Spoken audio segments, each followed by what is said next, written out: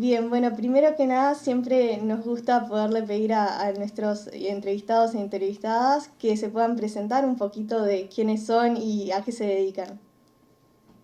Bueno, le agradezco mucho al grupo de Físicamente Posible por la invitación y lo felicito por el trabajo que hacen, ¿no? Porque es real que acercar a estas áreas duras, como nos llaman, estas áreas duras de la ciencia es una tarea, no voy a decir que titánica, pero por ahí es una tarea muy difícil, pero a la vez es una tarea que cuando logran acercarla al público más diverso, se nota como un encantamiento por el otro lado del público.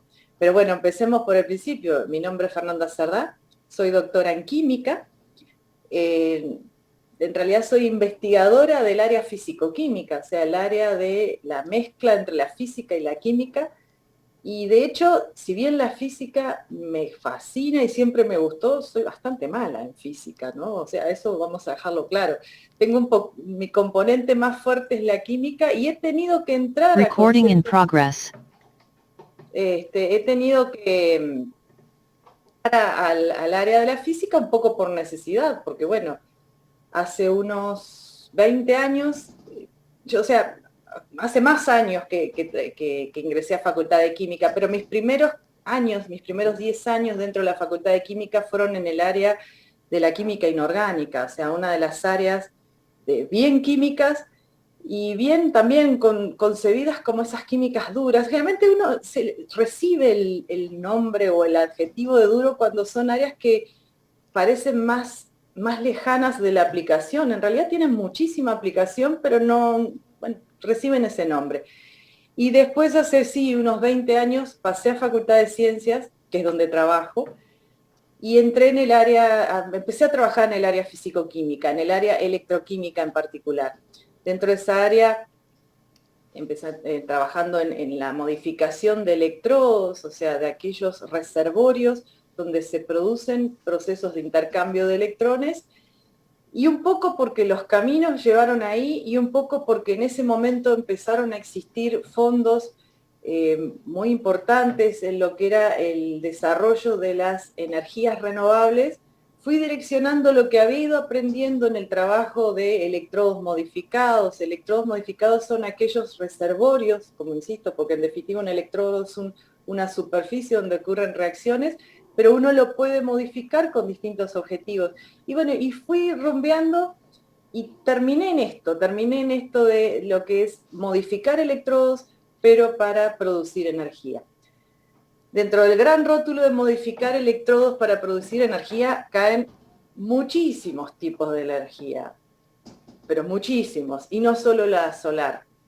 Entra también lo que es lo que se conoce el hidrógeno verde, que es la que ahora está muy en el tapete, muy tiene mucha atención, está recibiendo mucha atención en este momento. Pero bueno, pero yo voy a hablar de lo que sé, ¿no? Del hidrógeno verde sé los titulares y no mucho más.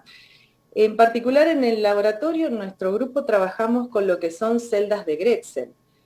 Llevan el nombre de quien las creó porque años, eso es muy poco en el camino de la ciencia. De hecho, son tan nuevas que no tienen muchos nombres alternativos. O sea, se las conoce con el nombre de él, con el nombre del profesor Grätzel, y se las conoce también por su nombre en inglés, que traducido al español sería celdas basadas en el uso de colorantes. Son pilas electroquímicas, que si quieren les comparto una diapo para mostrarles, explicarles un poquito el funcionamiento de estas pilas. Bueno, Me tienen que habilitar, porque am, no tengo los permisos para hacerlo. Ahí, ahí. A ver, ahora sí. Es solo una diapo muy chiquita, pero es para que tengan una idea. Estas pilas de Grätzel, estas pilas basadas en colorantes, son bastante diferentes a los paneles de silicio. De hecho, así como los paneles de silicio se basan en el efecto fotoeléctrico para funcionar, estos paneles, estas pilas, son un símil de lo que ocurre en la naturaleza. Se basan en el proceso de fotosíntesis. Así como las plantas durante la fotosíntesis toman la energía de la luz del sol y la traducen en alimentos, porque en definitiva lo que hacen es generar electrones y esos electrones se terminan convirtiendo en lo que esas plantas usan como fuente de energía. Esto hace exactamente lo mismo. De hecho, las primeras reportadas, que fueron exactamente hace 30 años, porque fueron en 1991, fueron reportadas con el uso de clorofila de la espinaca. O sea que lo que hizo Grätzel y su grupo fue decir, bueno, ¿qué es lo que usan las plantas en la fotosíntesis? Básicamente usan la clorofila. Bueno, probemos qué pasa si usamos esa clorofila como fuente de obtención de energía. Antes de seguir, así es como se ven muy distintas a los paneles de silicio. Son, justamente como se basan en el uso del colorante, son muy parecidas a nuestro concepto de vitrales. De hecho, esto que ven ustedes acá en la foto es el centro de convenciones de Lausana. Grätzel vive en Lausana y Lausana es la ciudad que más las usa. Lamentablemente en el mundo no se utilizan demasiado este tipo de paneles por un problema de rutas económicas. Ya todas las rutas de la utilización de la energía solar están basadas en el uso de los paneles de silicio, entonces las fábricas y todos los nexos comerciales están en ese entorno. Pero Lausana, bueno, Suiza es un país muy particular, ¿no? Ha invertido muchísimo en este desarrollo y la ciudad de Lausana los utiliza. Este centro de convenciones que ustedes ven en la foto fue inaugurado en el año 2014 y es, para que tengan una idea, es como estar viendo el aeropuerto Carrasco, un edificio en que hay una estructura de cemento muy pequeña y básicamente abunda las ventanas. Y estas ventanas están cubiertas por estos paneles de colores que son justamente los paneles basados en el uso de pigmentos.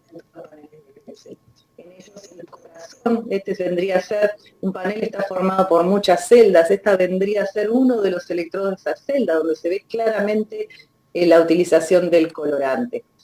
Pero ¿cómo funcionan estas celdas? Que era lo que les iba a decir, y vi las otras diapos y me dispersé. En estas celdas ustedes tienen dos electrodos, perdón, dos electrodos que son celdas de tipo sándwich, son dos placas de vidrio. Es un vidrio, no es un vidrio común, es un vidrio que de la parte externa, el vidrio es el material que conocemos, es un material aislante, y en la cara interna, o sea, la que se va a colocar, porque en realidad el que decide cuál es la cara interna y la cara externa es uno, ¿no? Cuando los arma. Pero en la cara interna tienen un baño que hacen en que ese vidrio se transforme en un material conductor. Entonces vamos a tener dos placas que se colocan enfrentadas entre sí, como cuando uno cierra un sándwich de pan molde, esto es igual, sí. Por eso se llaman así celdas sándwiches. En una de esas placas se tiene el vidrio bañado con ese material conductor, generalmente es un óxido de flúor y estaño. Hay distintos materiales, pero este es el más usado. Y sobre esa cara conductora está depositada una película de dióxido de titanio. Este dióxido de titanio va a cumplir dos funciones, que es la de retener el pigmento, o sea, mantenerlo pegado, que no se despegue una vez que está dentro de la celda, porque si uno pega el pigmento directamente sobre el vidrio, la adherencia es muy baja porque no hay una buena posibilidad de establecer enlaces entre ese pigmento y el vidrio. Pero sí los hay sí existe esa posibilidad de establecer enlaces entre ese pigmento coloreado y el dióxido de titanio. Entonces el dióxido de titanio va a cumplir esa función de mantener pegado el pigmento y que no se salga, que no se suelte, y a la vez va a tener la otra función, que es la de recibir los electrones. Entonces tenemos el vidrio, la capa de dióxido de titanio, depositar a escala nano, como para que quede incoloro. De hecho, las fotos que ustedes veían son totalmente translúcidas, no se ve el dióxido de titanio. A nivel del laboratorio, cuando uno hace las pruebas, utiliza el que sí se ve porque es más barato, nada más que por una cuestión de costos. Y sobre ese dióxido de titanio se coloca el colorante. De esta forma se arma el que sería el fotoánodo, aquel electrodo sobre el cual se producen los electrones. O sea, el electrodo que va a tener la carga negativa. En el lado contrario tenemos el electrodo que tiene que cumplir la función contraria, o sea, tiene que ser el electrodo positivo. O sea, que notan que esto es como una pila. De un lado tengo un polo negativo con exceso de electrones y del otro tengo un polo con avidez por los electrones. Le faltan electrones. En este polo tengo también un vidrio que de un lado es conductor y sobre ese vidrio conductor puede existir un baño de platino que no se ve porque la idea es que justamente estas celdas sean translúcidas. Este es el mejor material, pero se han ensayado muchos otros materiales. De hecho, el más barato es agarrar un lápiz de grafito blando y pintar el vidrio con el lápiz. Esa es la técnica más barata. Pero se usa grafeno, o sea, todos los carbonos que ustedes imaginen modificados. O sea, no es el único material. El platino es el más difundido porque no es tan caro y mejora mucho el trabajo de la celda entre tener este platino y pintar con el lápiz, pero si no hay otra opción, uno puede pintar con el lápiz. Acá uno tiene el electrodo negativo, el electrodo positivo. Y al cerrarlo, coloca entre esos dos electrodos, para que no hagan cortocircuito, uno coloca un líquido, que ese líquido contiene una cupla redox, que la más usada es la de ioduro triioduro. ¿Cómo funciona la celda? Cuando la luz del sol incide sobre el colorante, este colorante produce electrones, los transfiere al dióxido de titanio y el dióxido de titanio los transfiere al vidrio. De esta manera me quedó un electrodo con exceso de electrones y me quedó un electrodo con carga negativa. ¿Qué van a hacer esos electrones? Se van a mover hacia el electrodo en que faltan. Por un problema de cargas, va a haber un movimiento de cargas. Y cuando llegan acá, la cupla va a tomar esos electrones y se va a reducir. ¿Y por qué me interesa que la cupla se reduzca? Porque este pigmento perdió electrones y alguien se los tiene que devolver. Y esta cupla lo que hace es, en definitiva, toma electrones, produce electrones y se los entrega al pigmento. Entonces el pigmento se regeneró y puede volver a empezar el ciclo una y otra vez. Si no, me quedaría un pigmento al que le faltan electrones, sería como un pigmento gastado, que no puede volver a tomar la luz y volver a empezar el ciclo. Como les decía, el esquema de funcionamiento es un poquito diferente al de los paneles tradicionales y la gran ventaja o la gran diferencia entre estas celdas y las de silicio es justamente esa, la de ser transparentes. Al ser transparentes les permiten aplicaciones, les permiten, no es posible ni siquiera imaginarla para los paneles de silicio, ¿no? Quiero dejar de compartir esto para. Ahí está. Y bueno, justamente a partir de esa gran diferencia, que es, hay otras, pero la principal es su transparencia, les permite meter, o sea, es como una entrada al mercado diferente a la que tienen los paneles de silicio. El problema que han tenido esta tecnología es la gran resistencia entre los tradicionales fabricantes de los paneles de silicio, que hace muchos más años que empezaron a recorrer este camino y no han permitido que entren a las líneas comerciales. Porque en teoría estos paneles son más baratos que los de silicio. Porque, ¿cuál es el gran detalle, no me sale la palabra en este momento, que tienen los paneles de silicio? Uno tiene que extraerlo y tiene que purificarlo. Para que ese silicio obtenga una buena eficiencia funcionando, tiene muchos pasos de purificación. Cuanto más puro sea, mejor hace su trabajo. Y aparte, se necesitan grandes capas de silicio para lograr ese trabajo de conversión. Entonces, eso le aumenta el costo. Acá uno necesita una capa muy delgada de dióxido de titanio, que es un material muy abundante, de hecho nosotros lo conocemos, lo vemos en las cremas, esas cremas que se ponen protectoras para los bebés, en los bloqueadores solares, en las pinturas blancas, ese dióxido de silicio está por todos lados y uno no necesita una gran capa, necesita una capa extremadamente fina porque, insisto, su única función es tomar el colorante. Y los colorantes pueden ser o sintetizados en el laboratorio o tomados de la naturaleza. Entonces, la gama de posibilidades es tan grande que lleva a que los costos sean más bajos. Pero claro, en la medida que no se permite abrir fábricas en otros lugares del mundo, no logran que bajen los costos y se vuelvan competitivos. Entonces han terminado como cercados en el país que los creó.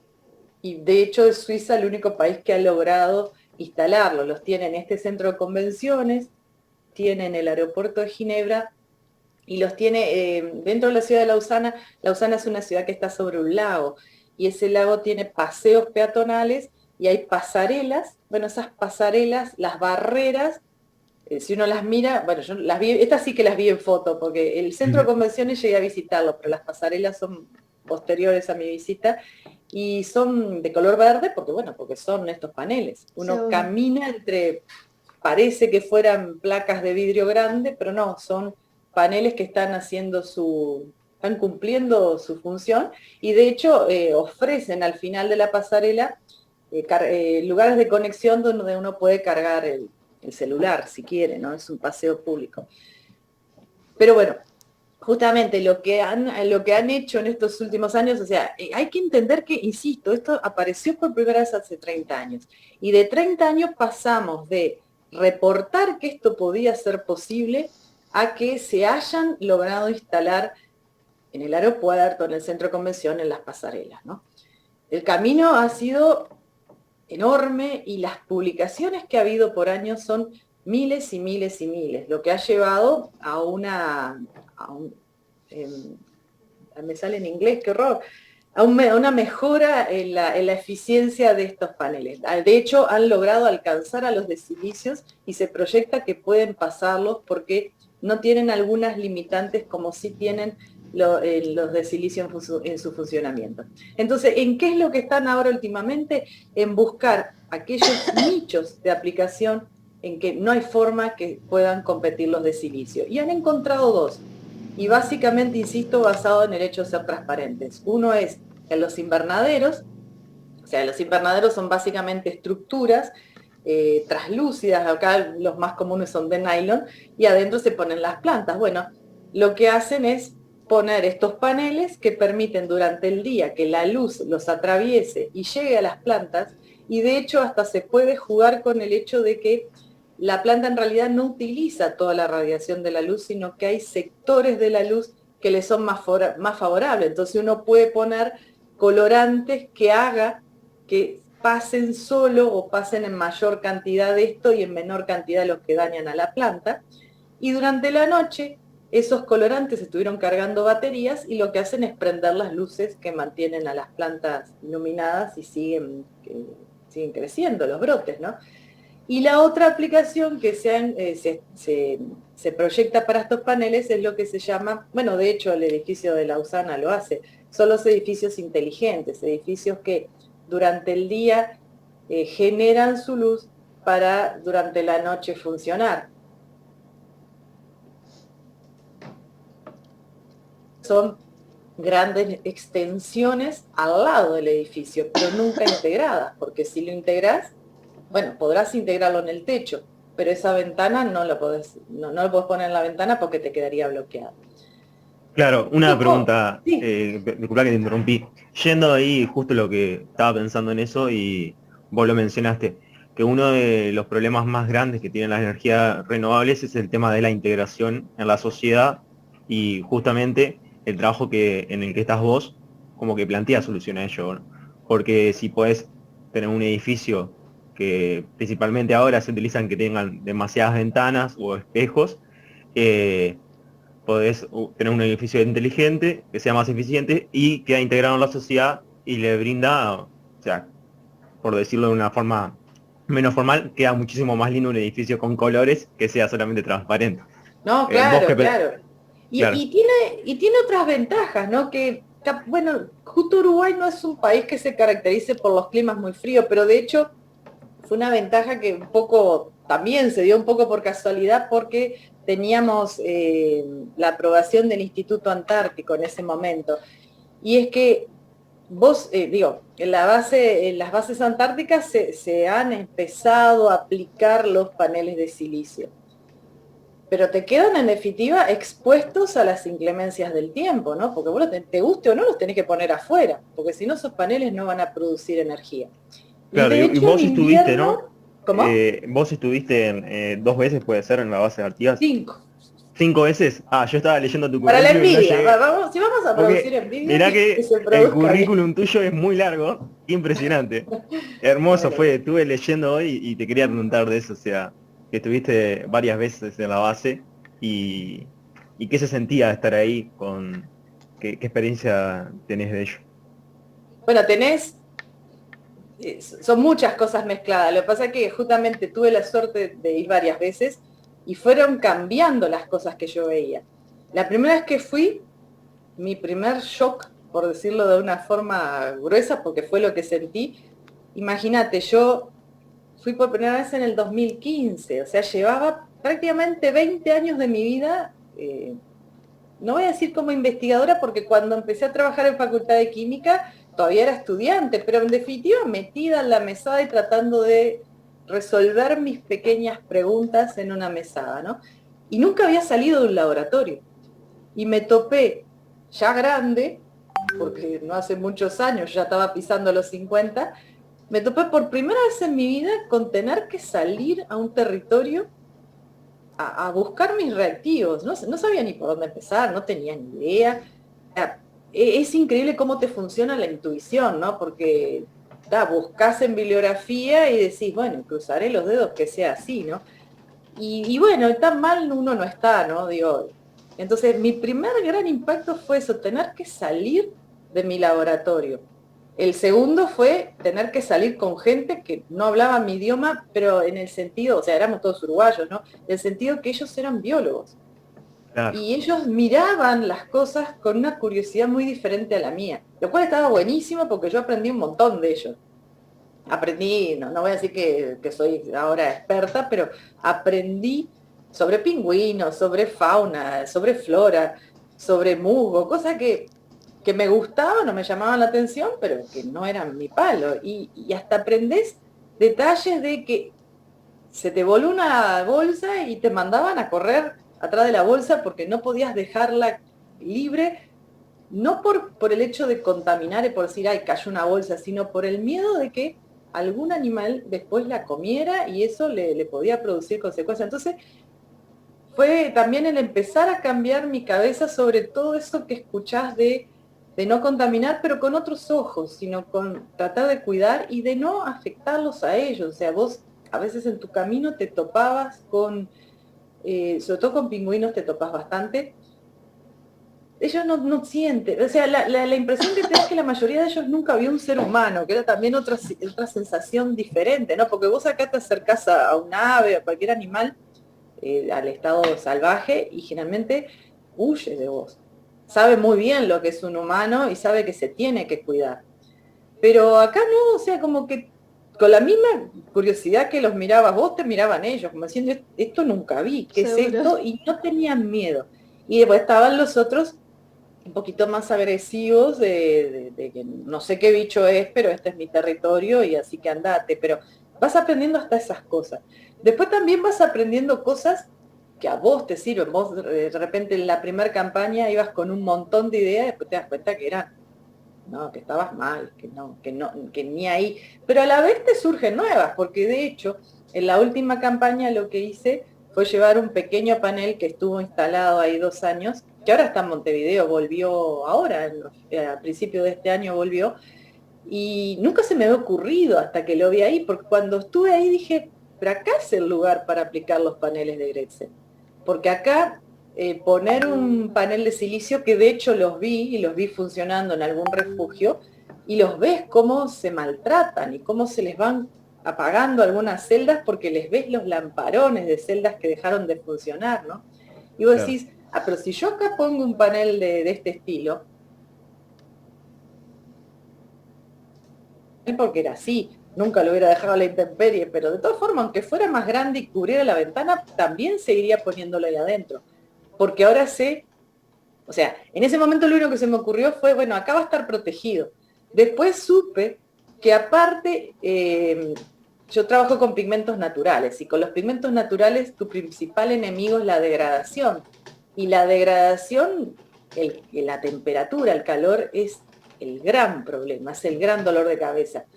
Y por más que esto era obvio, hasta que no vi el panel ahí abajo, dije, uy, mirá, claro, acá no se degradan. Acá hace frío, acá no se degradan, funcionan bárbaros, están felices. Digo, mis paneles están más contentos que en Montevideo. Y encima, tuve después procesando los datos, que fue el año pasado, fue el gran año de procesamiento, aproveché la pandemia sentada días y días y meses procesando datos.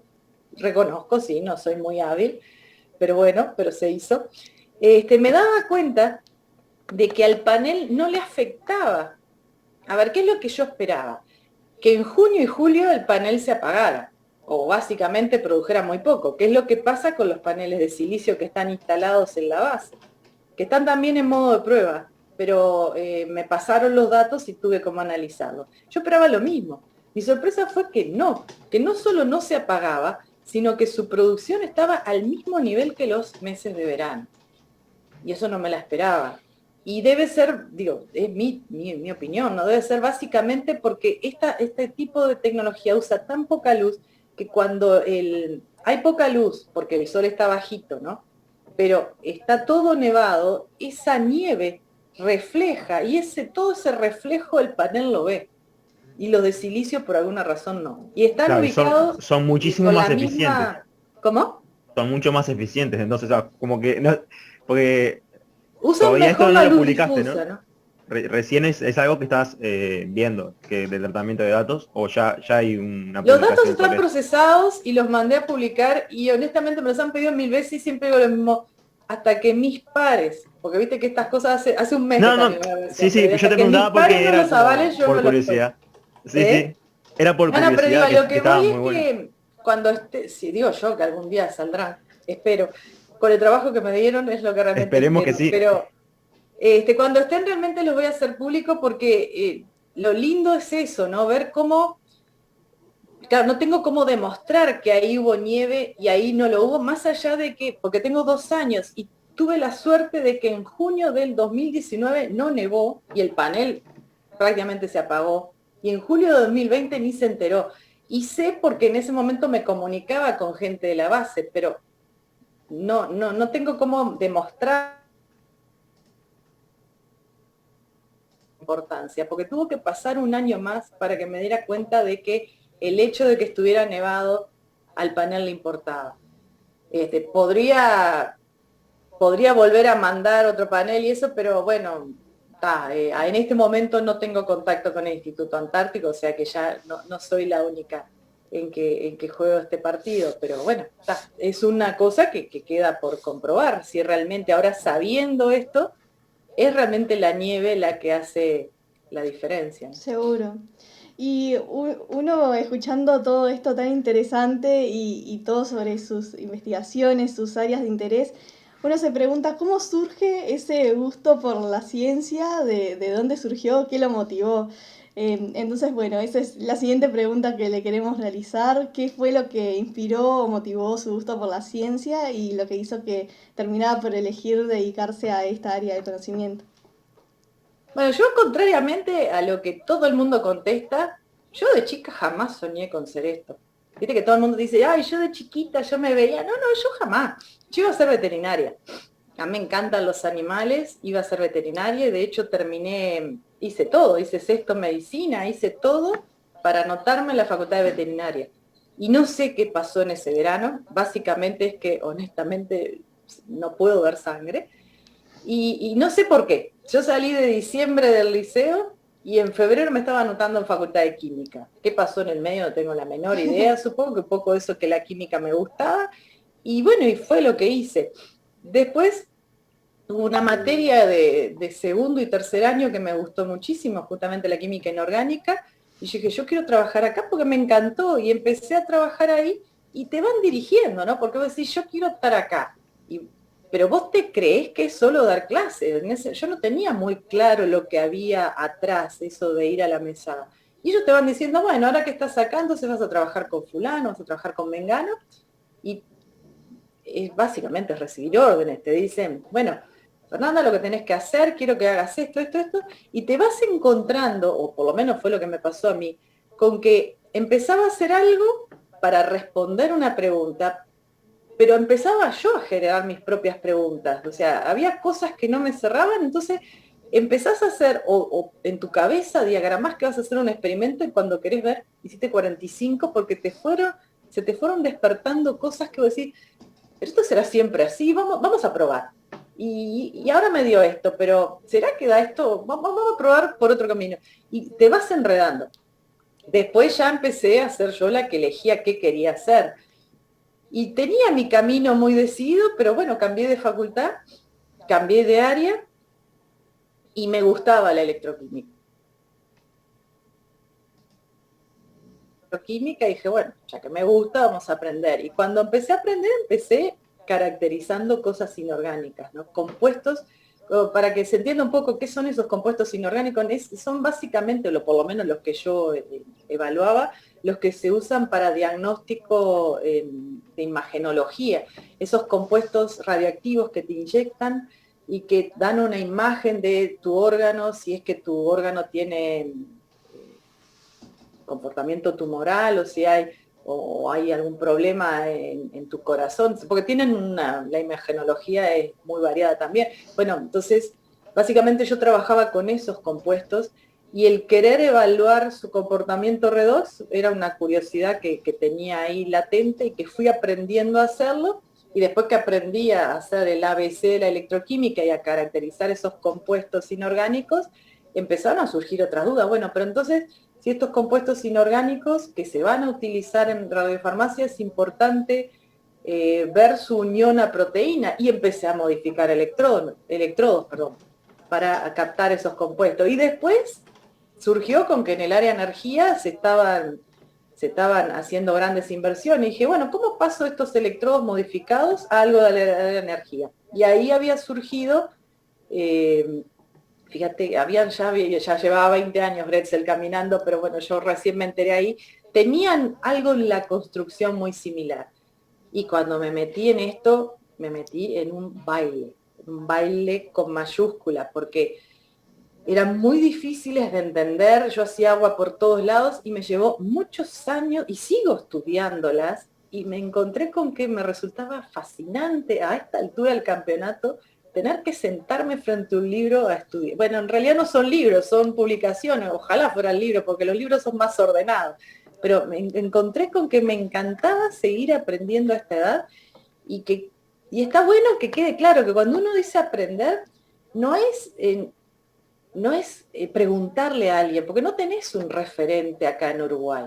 El único referente está del otro lado del océano. Y de hecho, fue con él con quien hablé, y con él con quien aprendí, porque leía, y no había forma, no lograba repetir, no lograba armar una celda. Tuve la suerte de toparme en esas cosas de la vida a Gretzel una vez yo le había escrito a él algunas veces, y nunca me había contestado porque, imagínate, la cantidad de mails que debe recibir esa gente. Y una vez me lo crucé en un congreso, y me acerqué a él y le dije, yo a usted le escribí muchas veces y usted nunca me contestó. Y el pobre hombre, claro, lo cual muestra que es una persona bien, ¿no? Porque cuando le dije eso casi se muere. Era un evento muy chico, por eso tuve la suerte Qué lindo. de encontrármelo y de juntar ánimo. Y bueno, en realidad ese día yo estaba muy golpeada, pero esto viene futbolísticamente, no sé si viene al caso, y yo a esa altura estaba tan golpeada, me había acostado a las 6 de la mañana, porque con las horas de diferencia que había con Montevideo, yo me había quedado mirando el partido hasta las 6 de la mañana, entonces yo creo que en ese momento no me importaba nada, entonces tampoco me dio vergüenza acercarme a reclamarle al hombre, porque ya estaba muy golpeada anímicamente. Y bueno, y fue una persona, pero chistes aparte, fue una persona insisto, lo cual muestra que es una persona bien, porque su impacto fue tan grande que lo primero que me dijo fue cómo soluciono esto, y me acuerdo que le dije, mire, como le he dicho en el mail muchas veces, yo no le pido dinero, o sea, yo puedo hacer el esfuerzo de juntar el dinero como para que en ese momento con Paula, que era la chica que estaba haciendo la tesis de doctorado conmigo, digo, yo puedo juntar el dinero, lo que necesito es que usted nos haga recetas y no podemos, seguimos el paso a paso y hay algo que no es tan obvio, que no lo estamos haciendo, y él dijo, bueno, sí, cómo no, vengan. Y realmente fuimos y nos puso una persona que era, ellos funcionan muy como clasificado, cada persona hace una etapa, uno acá hace todo, hasta si puede pasar la aspiradora y la cera por el laboratorio, pero ellos tienen gente que se dedica a depositar el dióxido de titanio sobre el vidrio, otros que arman la celda, otros que caracterizan la celda. Entonces, como que tienen todo muy compartimentado, pero esta persona era la crucial, porque era la que armaba la celda. Entonces, él nos dijo, él va a estar con ustedes estos 15 días. Y claro, era la persona que armaba la celda y nos explicó todo lo que había que saber, todos los detalles, todos los errores que no había que cometer. Y después él estuvo en Montevideo. Tuve la suerte de obtener el único proyecto que obtuve, y le pude pagar el pasaje y la estadía, y entonces él nos volvió a enseñar todo eso, pero con lo que teníamos nosotros. Porque claro, allá era muy fácil, o sea, porque para hacer la celda agarro el aparatito que baja así, haces clac y la celda queda armada. Acá en Montevideo no teníamos eso. Entonces fue un proceso en que, insisto, tuve que aprender desde cero a esta altura del campeonato, que ya no es tan sencillo sentarse a aprender, e insisto, y desde Uruguay no es tan sencillo porque o sea, Uruguay es un medio muy chico, demasiado chico, y en lo académico eso tiene sus problemas. El primer problema es que muchas veces te enfrentás a dudas que deben ser muy tontas, deben estar en la tapa del libro, pero no tenés a quién preguntárselas. Y no es lo mismo tener que buscar la respuesta, porque te lleva muchas horas, a tener a alguien al que le puedas preguntar al lado. Trabajar en Uruguay, y está bueno mostrar que no es fácil trabajar en Uruguay. Está bueno porque al final terminás siendo un poco, aprendiendo un poco de todo, lo cual te da herramientas como para enfrentarte, yo te diría, casi que a lo que venga después, porque durante tu vida para resolver una sola pregunta, estás casi que preparado para lo que venga, porque aunque no te hayas preparado para eso, algo de lo que leíste te va a servir. O sea, te abre muchísimo la cabeza. Y de hecho la experiencia que he tenido las veces que he salido a trabajar al exterior es que me era muy fácil adaptarme. Más allá de si realmente te adaptabas humanamente, a veces los grupos no son tan fáciles de adaptarse en el extranjero, pero tenías las herramientas para hacerlo, porque aunque vos nunca en tu vida hubieras visto eso, tu cabeza está tan acostumbrada a buscarle la vuelta, pero a buscarle la vuelta a las desgracias más insólitas que te pasan, que bueno, que eso está bueno. O sea, como que hacer ciencia en Uruguay tiene una doble lectura. No es fácil porque no tenés mucha gente que te pueda ayudar a solucionarlo. Básicamente tenés que encontrarle la vuelta vos mismo, pero tiene la ventaja de que como le tuviste que buscar la vuelta, te preparaste para buscarle la vuelta a casi cualquier reto que se te pueda presentar después. Claro, y yo estuve viendo que creo que el instituto en Alemania que estuviste puede ser, como profesora, que hiciste una pasantía allí, ¿no? Ahí fue una de las experiencias que tuviste en el exterior y cómo se siente trabajar. Porque siempre dicen eso, que a mí me lo han dicho los profesores en la licenciatura en física, como que acá te preparan como ir a la guerra con escarbadientes, viviste toda la vida así y vas a Europa y tenés todo lo que quieras. Claro. ¿Cómo se siente el cambio? Mirá, a mí, yo creo que debe depender también un poco de cómo, a ver, primero que yo soy una persona muy tímida, no parece, porque ahora estoy claro, hace años que doy clase, tuve que agarrar vuelta, pero soy una persona muy tímida en que le cuesta mucho plantarse. Si no hay más remedio, yo considero, como le decía recién, si hasta aquí llegué, Y bueno, hasta aquí llegué y sigo, no me voy a poner a llorar en un rincón. A veces te dan ganas de llorar y de hecho he derramado muchas lágrimas, pero siempre tengo un poco de, bueno, hay que levantarse y seguir. O sea, en el caso del que les contaba con Gretzel, hubo mucha plata atrás para que yo llegara a ese congreso. Tenía la oportunidad frente a mis ojos y me moría de vergüenza de tener que ir a encararlo, hablando mal y pronto, pero consideraba que capaz que era la única oportunidad, capaz que no había otra, ¿y qué me iba a pasar? Claro. El señor a lo sumo me diría, qué cosa, lo más que te podía pasar, porque estás trabajando con gente que tiene determinados códigos, entonces no te va a pegar, y si te dice, ay, esta mujer, por favor, pónganla en la lista negra, nunca me voy a enterar, esa es la parte buena de ser uruguayo, o sea, uno ya no tiene demasiado prestigio por perder, o sea que no es como a veces pasa con esos grandes profesores prestigiosos en que quizás les cueste un poquito más tomar determinadas conductas porque consideran que su imagen se ve afectada. Yo, por suerte, creo, debe haber uruguayos, obviamente, con muy buena imagen, pero la mayoría no tenemos demasiada imagen para perder, y eso es una ventaja. Y las veces que fui, en realidad estuve varias veces en Alemania trabajando, siempre me pasó lo mismo.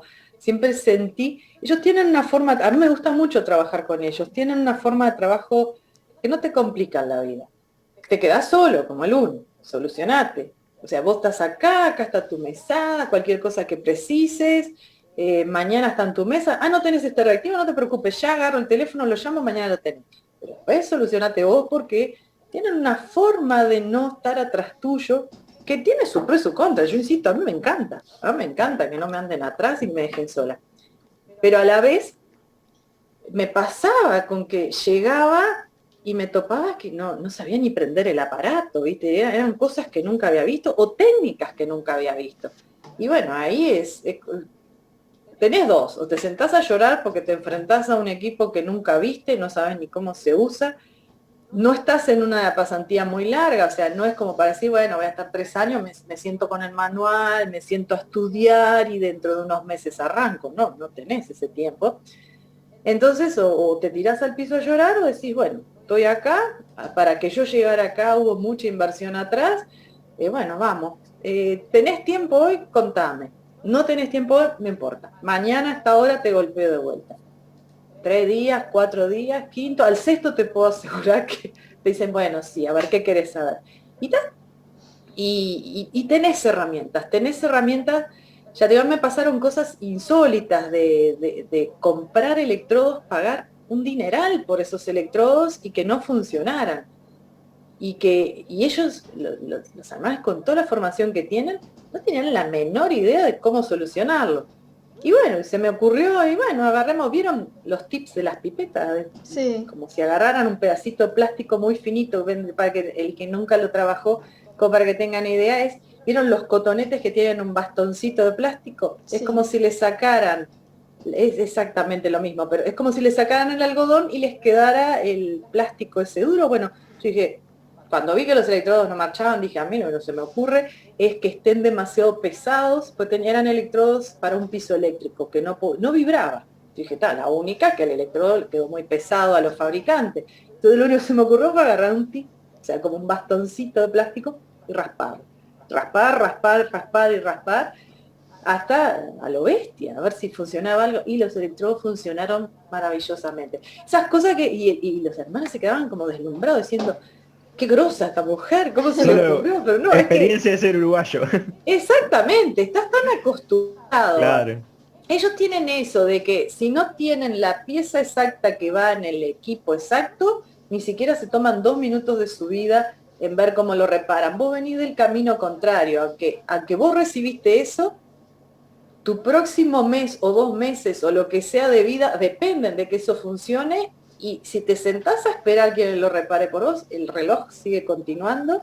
E insisto, hubo mucha plata atrás para que vos llegaras ahí, porque para que vos llegues ahí, alguien te pagó el pasaje, alguien te financió, generalmente no vas con plata de tu bolsillo. Seguro. Entonces, ya que alguien haya pagado el pasaje, la universidad en mi caso, quiere decir que la universidad puso esa plata en mí, no me puedo quedar los 2 meses sentada llorando, algo tengo que hacer. Entonces empezás a probar.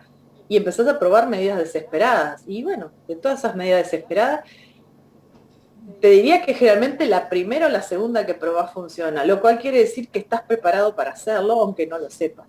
Seguro. Porque ya alguna vez debes haber vivido, aunque no lo recuerdes, una situación similar, porque no es que se te ocurrió, no sé, te levantaste esclarecido y fue una cosa que nunca en tu vida. Seguramente alguna vez pasaste por una situación similar y por eso la encontraste tan rápido. Claro, y un poco relacionado a esto y al acceso a insumos para la ciencia y también como uno aprende en las áreas de investigación y en esas experiencias en Uruguay y se prepara para el futuro. ¿Cómo ves hoy lo que es la formación de los científicos, las oportunidades también que se les da y también en cuanto a, bueno, insumos para investigación, motivar a los científicos y darles sus espacios? ¿Cómo ves eso y cómo se podría también mejorar en cuanto a la visibilidad y a mostrar esos modelos a seguir que quizás los hay pero no se llegan a conocer y también como mencionabas a veces se tiene que recurrir al exterior para encontrar ese modelo a seguir? ¿Cómo podríamos visibilizar un poco más eso y bueno, darles espacio a los científicos? Son cosas multicomponentes, ¿no? Vos claramente sí, necesitas dinero para investigar. El asunto es que también te puede pasar que en dónde lo sufrís más, ¿no? Yo les decía hace un rato, yo hace muchos años no recibo financiación.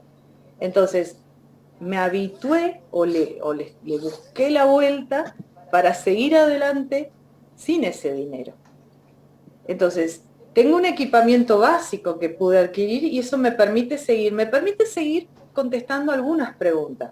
Yo creo que las preguntas que yo contesto hoy en día al hemisferio norte no les interesan demasiado, o sí, porque capaz que esto que yo les comentaba hace un rato que encontré, que a mí me parece que es fantástico, que el panel en la Antártida no se apague en invierno, sobre todo si hay nieve, que a mí me parece una cosa, no sé, me parece lo mejor que me pasó en mi vida, capaz que a ellos les sirve también, o sea, entonces hay dos cosas, ¿qué querés hacer con la plata? Si vos tu investigación querés fundamentarla en investigar lo último de lo último a la par del hemisferio norte, necesitas muchísimo dinero. Si vas resignando eso porque no lo tenés, seguís encontrando cómo investigar y yo creo que seguís contestando preguntas muy válidas o quizás más válidas, porque terminás respondiendo cosas que al todopoderoso no se le ocurrió ni siquiera buscar.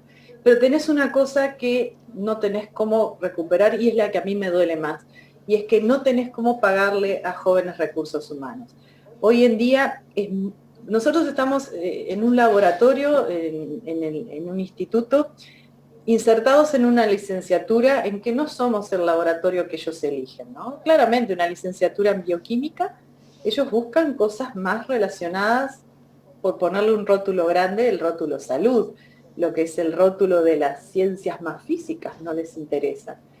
Entonces, cuando la poca gente que llega, tu forma de ayudarlos a que se formen en tu laboratorio es asegurándoles un sueldo. Lo que nos ha pasado es que si no tenés un proyecto, no tenés cómo asegurarles ese sueldo. Entonces tenés muchachas, sobre todo son mujeres las que se acercan, muchachas que se acercan, te brindan unos meses de su trabajo y después lamentablemente las perdés, porque bueno, pues ellas necesitan trabajar y no pueden retenerla. Entonces, desde el punto de vista económico, lo que más se siente, o por lo menos lo que más siento yo investigando en Uruguay, es no poder pagarle a muchachos jóvenes para que se formen en esto. Porque yo siempre digo lo mismo, hoy en día la que está haciendo estas cosas soy yo, divino, a mí me encanta, como les decía hace un rato, me encanta aprender, me encanta contestar preguntas y el día que no lo pueda hacer lo voy a extrañar. Bueno, de hecho en esta pandemia lo estoy extrañando un poquito, ¿no? Cuando voy al laboratorio, que el lunes tengo pensado ir, es como mi fiesta poder ir al laboratorio. Pero ya no tiene sentido, lo que está bueno es que yo pase estos conocimientos a gente joven, a gente que venga atrás, pero no les puedo asegurar un sueldo, entonces no lo tengo eso. Eso es lo primero que es lo irrecuperable, digamos, porque el otro más o menos, hablando mal y pronto, lo piloteas. Decís, bueno, en vez de contestar la pregunta top que está acá arriba, me resigno y contesto otra. y capaz que sale de chiripa alguna respuesta interesante. Pero la de poder formar recursos humanos, eso no tiene solución, ¿no? Y eso es donde yo creo que se siente más la falta de inversión, en lo que es las becas, las famosas becas de formación de recursos humanos. ¿Qué otra cosa? De la difusión. Acá hay dos componentes. Una es cómo vos, como institución, tratás de contarle a la sociedad lo que haces, pero a la vez que los portavoces de la sociedad, básicamente la prensa, el periodismo, se interesen en lo que haces.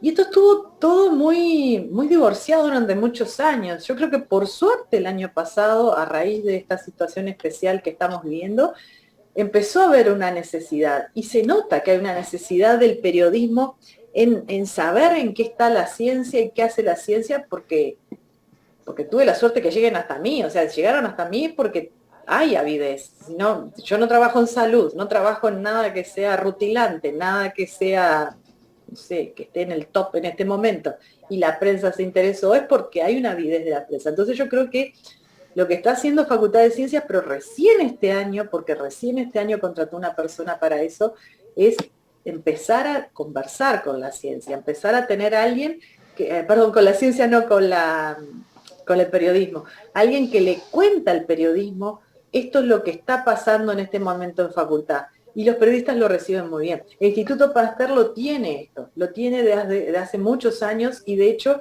la gran salida del Instituto Pasteur a la prensa es porque tiene unos, digo, más ya obviamente, ¿no? De su trabajo, no estoy quitando que no sea meritorio, sino que digo que hay dos componentes, tenés que tener trabajo meritorio, pero alguien que le haga llegar a la prensa que ese trabajo es meritorio. El Instituto Pasteur lo tiene, y lo tiene funcionando hace muchos años, entonces hay una muy buena comunicación entre el Instituto Pasteur y la prensa. Facultad de Ciencias empezó más tímidamente, empezó este año, y creo que va en buen camino, pero piensen en la cantidad de facultades que ni siquiera lo hacen, Seguro. que ni siquiera salen a la prensa, y tienen trabajos sumamente valiosos, pero desconocidos. Claro. Desconocidos porque lamentablemente, y también para nosotros es muy difícil, a mí me es muy difícil decir, yo tengo que salir a propagandear me parece raro tener que salir a hablar de mi trabajo, o sea, cuando la facultad hizo el nexo y alguien me llama, de hecho en realidad en mi caso empecé sin el nexo de facultad, empezaron a contactarme de afuera mucho antes, y después la facultad también, en este caso de esta última semana, la facultad funcionó de nexo, pero es muy difícil porque no estás preparado para eso, y necesitas mucho tiempo. Entonces está bueno que las facultades tengan, en definitiva, no sé si decir una oficina de comunicación, como tiene el Pasteur, pero por lo menos una persona que se encargue de la comunicación. Y eso es lo que está faltando a nivel UDELAR. Hay un debe muy grande. Insisto, hay un montón de facultades que hacen cosas valiosas y no se saben. Seguro. Y hablando de todo esto y de la falta de comunicación, este año se comprobó, se comentó que la cuota de ingreso a ciencias aumentó, y o sea que hay cada vez más jóvenes interesados, que tal vez tiene que ver con esto, de la falta de divulgación de ciencias, y ahora que se está dando más voz a lo que es la ciencia, aunque falta, creo que se empezó con el lado de la medicina, con todo esto de la pandemia, y ahora que estamos también buscando, nosotros buscando ese lugar a los científicos. ¿Qué mensaje tal vez tenés para darle a estos nuevos jóvenes que aún no conocen tanto y están recién aprendiendo que hay, también que no se sabía tanto que en Uruguay se hacía tantas cosas? Realmente, desde cuando yo empecé a investigar, era muy difícil encontrar estas investigaciones que hiciste. ¿Tal vez algún mensaje que tengas para comentarles oportunidad en ciencias, que también es una realidad que los científicos que salen de nuestra facultad salen con un nivel que se destaca en otros lados? Así que nada, eso, como un mensaje que tengas para ellos. Yo el primero, que es un poco el que les doy a mis alumnos, o sea, ya lo doy desde el punto de vista de docente de la UDELAR, y no tanto como yo, como Fernanda, hablando con ustedes en una charla de ciencia, ¿no? Básicamente todo lo que les pueda llegar a interesar, seguramente en Uruguay se hace. cada cosa que ustedes vean en la tele, en el Discovery, en el National Geographic, cualquier canal de eso, seguro que acá alguien está en un tema o idéntico o relacionado, porque toda la ciencia, así como todo hoy es universal, todo es una gran red de información, también lo es a nivel de la ciencia. Es muy raro que haya algo que se hace en el mundo y que en Uruguay ni siquiera se escuchó. Entonces, si a vos te interesa un tema, quizás no sepas en qué facultad está, pero hay facultades donde podés preguntar, como Facultad de Ciencias, porque tiene gente que funciona como nexo, y todas las facultades tienen su gremio estudiantil, pero siempre es más fácil la conversación con pares, con gente que es más cercana a tu edad o más cercana a tus problemáticas, ¿no? Entonces, yo no puedo creer que si vos te acercás a preguntar a un gremio estudiantil no te responda, me parecería muy raro recibir consultas y poder guiarte, porque de hecho las tutorías por pares son algo muy fomentado dentro de la universidad. Entonces yo les diría que si hay algo que les llama la atención y no saben a qué facultad preguntar, y bueno, pregunten a varios gremios estudiantiles de varias facultades, alguno va a tener la respuesta, alguno te va a responder. Y lo otro que es una cosa que también se los digo, cuando ustedes elijan ya una facultad y elijan una carrera, aprovechen todo lo que ven en esa carrera. No quiero escuchar eso porque lo he escuchado toda mi vida con la materia que yo imparto, ¿no? Que esta materia a mí no me sirve para nada, entonces voy a clase con mi peor humor y mi peor mala voluntad, como digo yo, hacer sombra y tratar de pasar esa. Es lo peor que podés hacer, porque cada materia siempre te va a brindar una herramienta que no tenés la menor idea de cuándo lo vas a necesitar. Y seguramente la vas a utilizar, y seguramente la vas a precisar, y cuando la precises te vas a lamentar de que no le prestaste atención. Entonces, todas las materias que están en la currícula de cada carrera están pensadas porque son necesarias y porque te van a aportar. Entonces yo lo que les diría es que cuando ingresen a la universidad, más que decir, bueno, tengo 4 materias por semestre y quiero hacer las 4 y salvarlas todas, no, aprovechalas. Si en vez de ser 4 tienen que ser 3, que sean 3, pero 3 en las que les pusiste un mínimo de dedicación para sacar algo de ellas. Es muy malo que intentes hacer todas las materias y estar al día haciendo una carrera loca. ¿Una carrera loca contra quién? Si acá lo que importa es que vos te formes en lo que elegiste hacer y que trates de tener tu mejor formación posible. Si tu carrera es de 5 años, le hiciste 10, y bueno, le hiciste 10, pero ¿qué 10 años? ¿Qué 10 años? Porque me llevo el haber aprendido de ellos y no haberla hecho en 5 y no saber dónde estoy parado. Entonces, aprovechen esa oportunidad. No todo el mundo tiene la suerte de poder ingresar a carreras universitarias. Entonces, si tienen esa suerte, aprovéchenla, no traten de sacársela rápido corriendo y a ver si yo me recibo antes que el que está sentado al lado mío, sino que todo sea aprovechable y todo me sirva y todo me deje algo, porque todo eso van a ser herramientas que a futuro seguramente voy a tener que echar mano. Yo me quiero morir cuando nosotros damos clase para alumnos de segundo año y está muy basada en determinadas medidas. Y me quiero morir cuando 3 años después vienen para el laboratorio y les decís, bueno, ¿te acordás esto? Que lo vimos. No, ¿cómo que no te acordás? Si fuiste alumno mío y salvaste el curso, ¿qué hiciste en ese curso? Tuviste 8 prácticas en que las 8 básicamente daban en torno a la misma técnica, con distintos objetivos. No puede ser que después me vengas con una desamnesia, claro, porque ahora como no les gustó y le hicieron porque no había más remedio. Bueno, está. Y esta gente que está pasando de vuelta por el laboratorio, tenés suerte que de vuelta te lo vuelvo a explicar. Pero si eso te pasa mañana en tu vida profesional o en tu vida como científico, ¿a quién le vas a ir a preguntar, no? Entonces es muy importante que aprovechen todo lo que reciben, aunque no les guste o aunque les parezca que eso no les aporta. Muchas gracias. Claro, y mencionado a lo que, perdón que así cortito, a lo que había dicho Paula, ¿viste? Lo de llevar las 4 materias, porque yo personalmente tengo un grupo de estudio que siempre ese es el dilema que tenemos, que por ahora estamos en segundo año, somos 6, Y como que, por ahora vamos llevando 4 materias, ¿no? Pero siempre está como esa presión de decir, literalmente pasamos todito el día estudiando y creo que es importante el mensaje que nos estás dando. Por ejemplo, a mí me encantó del hecho de que en realidad, si vos ves que no te están llenando, es mejor dejar una o arreglar de otra forma, porque después va a ser algo que lo que te vas a dedicar siempre. Claro. Lo que pasa es que no puede ser que termines odiando lo que elegiste hacer. Si lo Claro, estás odiando es porque te equivocaste. Claro. sí, sí. Porque O lo perdés primero la que tenés que pasión. pensar es si te equivocaste. Lo segundo es, ¿no será que lo estoy odiando porque como no estoy las 24 horas con el libro frente a la nariz y no vivo? Claro, ¿cómo Sí, no lo sí, vas a odiar? claro. O sea, el pasaje por la universidad es físicamente disfrutable. Ojo, en aquella época para los químicos la maestría era el título de grado y recién el doctorado era el posgrado, ¿no?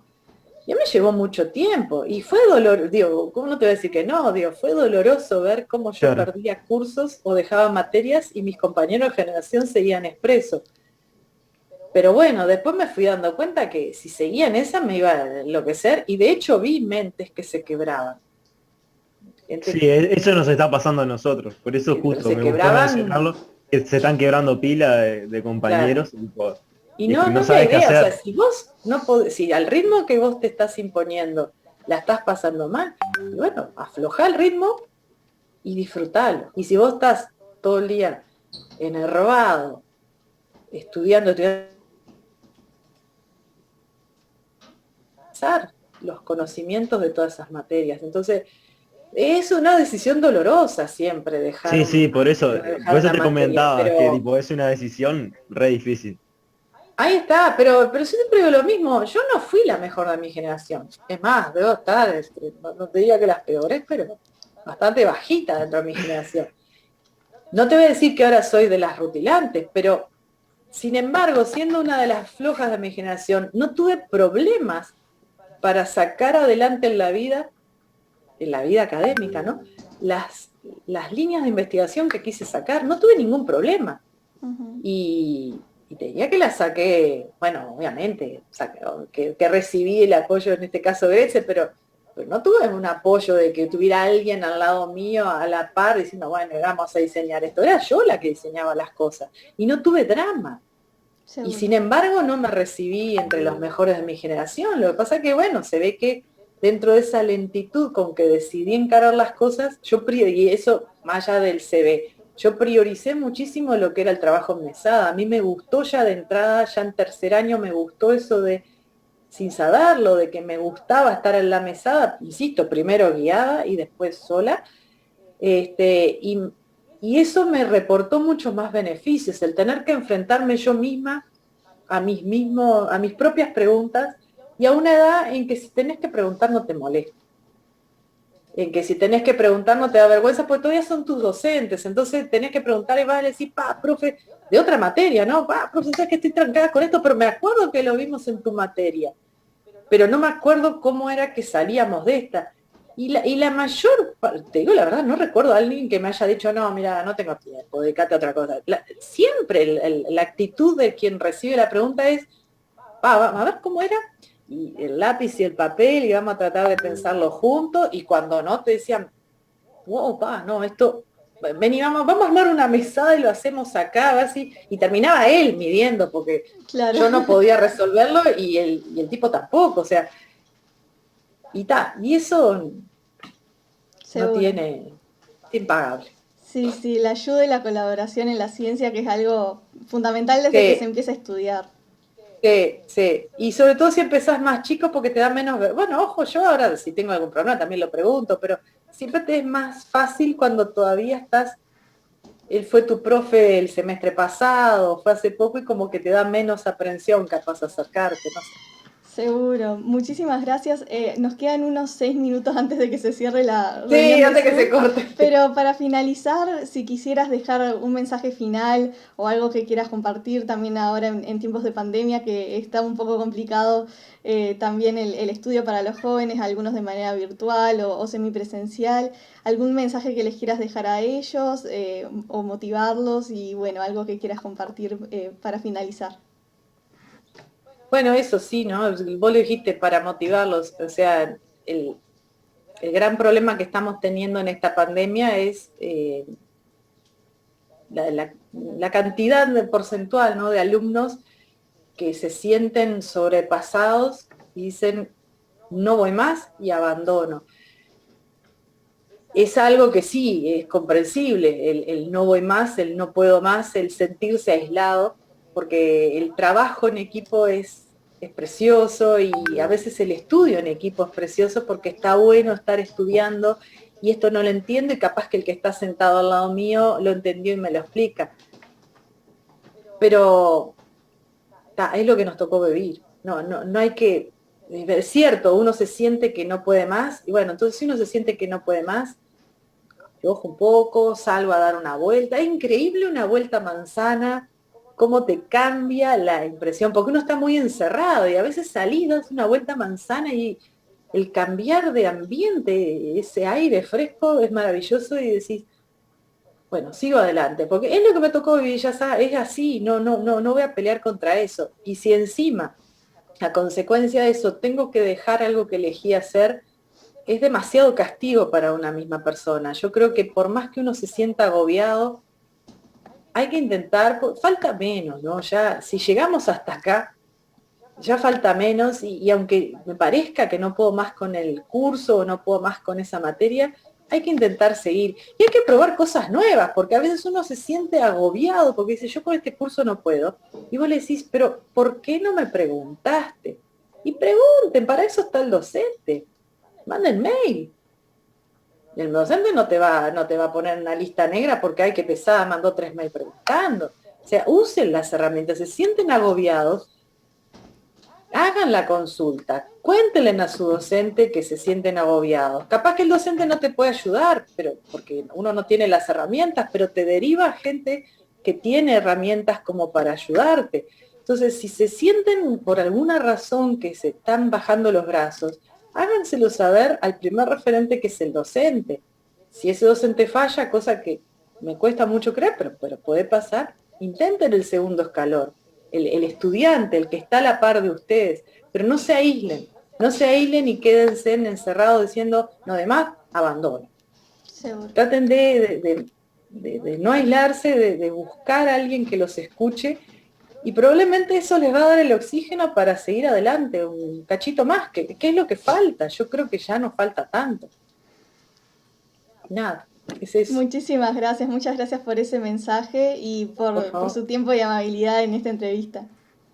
Bueno, gracias a ustedes por el interés y ojalá les vaya muy bien, digo, está muy bueno lo que hacen, y eligieron un lindo trabajo, hacer acercar la física que es tan repelida, tan huida, ¿no? Porque La odiada, siempre. Sí, no lo quería decir, pero Sí, lo ves sí, hay que en alumnos decirlo. liceales, decís física y salen todos, y vos le decís, pero la física es preciosa, y no es difícil, al revés, es re fácil, porque es re lógica. Lo que pasa es que está ese cuco, y bueno, felicitaciones por el trabajo de ustedes. Muchísimas gracias. Gracias. Muchas gracias.